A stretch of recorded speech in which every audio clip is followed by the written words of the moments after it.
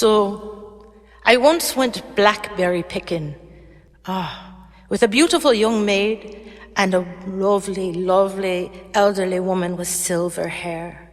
There we were in the woods, and these blackberry bushes were 9 feet tall over our heads, and we had our baskets. And you know, when you go blackberry picking, you pick all the easy ones first, the plumpest, ripest blackberries. You pick them right where you can reach them, and most of them don't even make it into your basket. I know, right into your mouth and down to your stomach. Oh, nothing like those beautiful blackberries, warm from the sun, that hot summer sun. I went home that night and I wrote a fairy tale about a Blackberry Knight and his beautiful silvery maid. Now, this Blackberry Knight, he was full of thorn, because that's what happens when you pick blackberries. You reach into the bush finally to get the rest of those ripe blackberries, and you get all scratched up. Well, here was our Blackberry Knight, right in the middle of the field, defending himself against everything.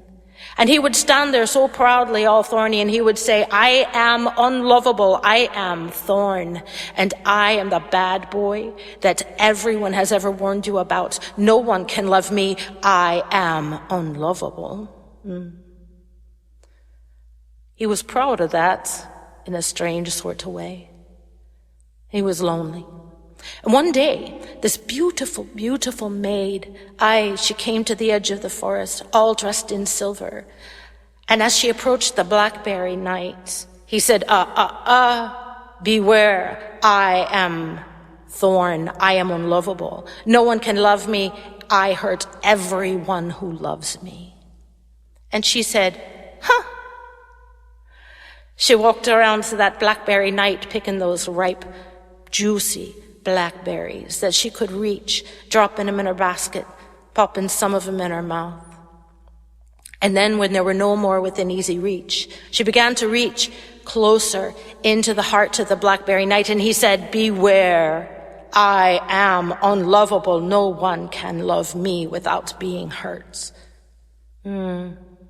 She said, "I know my nature, and I know yours.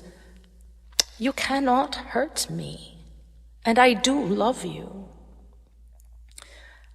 She walked slowly around that Blackberry Knight and looked up at the sky and began to sing, and down came the rain, and it rained just hard enough to knock all of the ripest blackberries that were inside the Blackberry Knight down to pool down at the bottom of the Blackberry Knight. And in that puddle of water, she scooped up all of those beautiful ripe blackberries.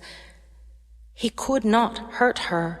She was water, and she flowed over those thorns. Such a beautiful thing. This is a fairy tale, but it's a true fairy tale. And no matter how much she showed that Blackberry Knight that he could not hurt her and that she loved him, he was a dumbass. He kept saying, "I am unlovable." He just couldn't see his way out of it. And eventually, she did leave him, because he could not believe anything else.